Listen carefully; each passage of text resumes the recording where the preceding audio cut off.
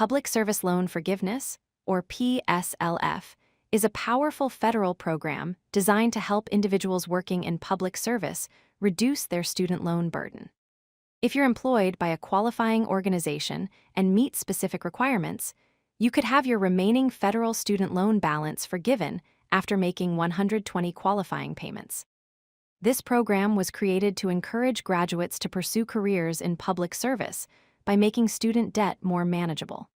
Throughout this guide, you'll learn exactly what it takes to qualify for PSLF and how to navigate the application process successfully. PSLF is a federal program administered by the Department of Education that forgives the remaining balance on your direct loans after you've made 120 qualifying monthly payments. The key requirement is that these payments must be made while working full-time for a qualifying employer. What makes this program particularly valuable is that the forgiven amount is not taxed as income, meaning you receive complete debt relief. The program applies only to federal direct loans, and the payments must be made under specific repayment plans. Once you meet all the requirements, any remaining loan balance is completely forgiven.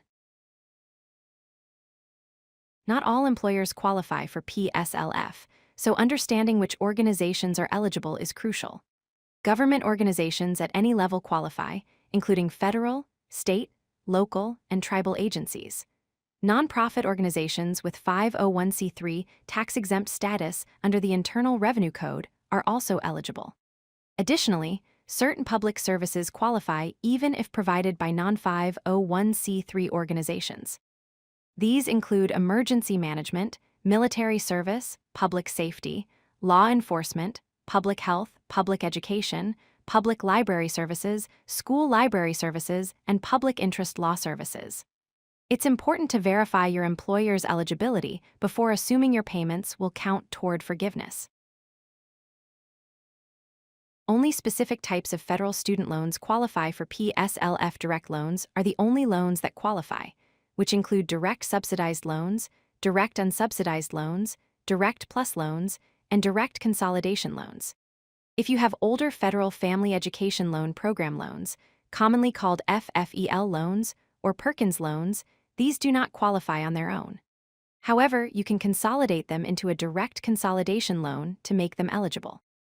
Keep in mind that private student loans from banks or other lenders never qualify for PSLF, regardless of consolidation.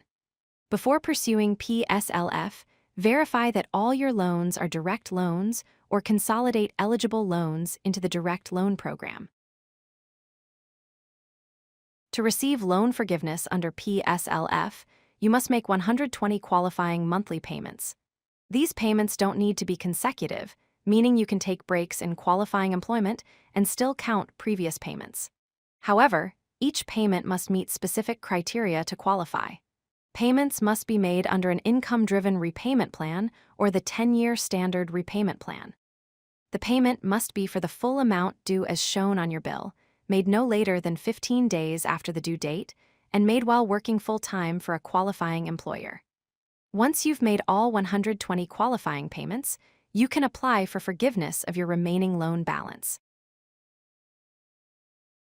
Income-driven repayment plans calculate your monthly payment based on your income and family size, making payments more affordable. There are 4 main income-driven repayment plans that qualify for PSLF. The Saving on a Valuable Education Plan, or SAVE, is the newest option and often provides the lowest payments. Pay as you earn, or PAYE, caps payments at 10% of discretionary income. Income-based repayment, or IBR, is available to most borrowers and has different terms depending on when you borrowed. Income contingent repayment, or ICR, is the oldest plan and the only option available for Parent Plus loans through consolidation. Enrolling in one of these plans ensures your payments count toward PSLF while keeping them manageable based on your income. Beyond working for a qualifying employer, you must meet specific employment requirements for your payments to count. Full-time employment is defined as working an average of at least 30 hours per week, or whatever your employer considers full-time if that's greater than 30 hours. The employment must be maintained during the period when you make each qualifying payment. If you leave qualifying employment, any payments made during that time won't count toward your 120 required payments. However, you can work for multiple qualifying employers consecutively throughout your career, and all qualifying payments will count. You can also work for multiple qualifying employers simultaneously to meet the full-time requirement, as long as the combined hours meet the minimum threshold. Navigating the PSLF application process requires attention to detail and consistent documentation. The most important step is submitting the Employment Certification Form, or ECF, annually or whenever you change employers. This form verifies that your employer qualifies and that you're meeting employment requirements. Your loan servicer uses these forms to track your progress toward 120 qualifying payments. Submitting this form regularly helps catch any issues early, such as payments that don't qualify or employment that doesn't meet requirements.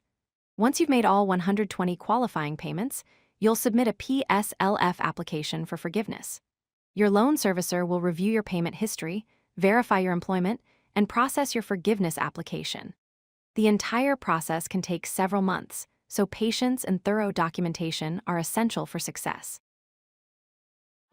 If you like this video, hit that like button and don't forget to subscribe. Visit CodeLucky.com for more such useful content.